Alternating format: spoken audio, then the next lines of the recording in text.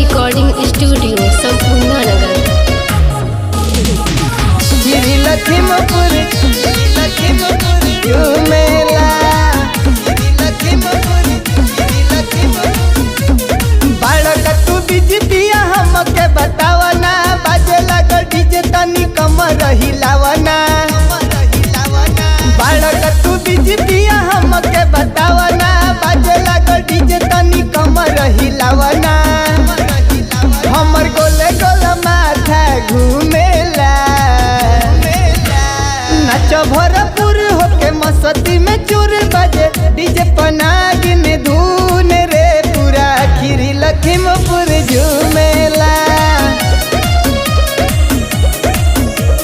नाच भरपूर होके मस्ती में चूर बजे डीजे पनागिन धून रे पूरा खीरी लखीमपुर झूमेला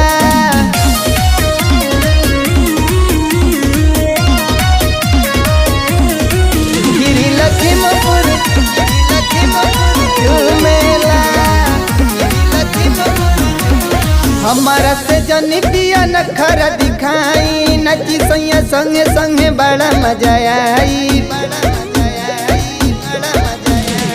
हमारा से जनी पिया नखरा दिखाई नची सैया संगे संगे बड़ा मजा आई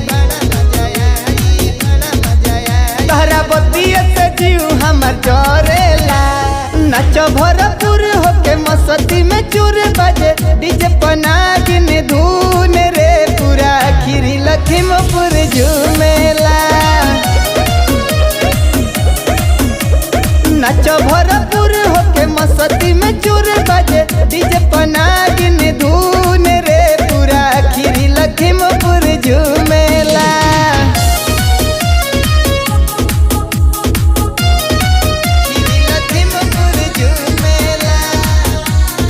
अविनाश अविदिया बतिया के मानी टाइगर से कहब जनी करी मना मानी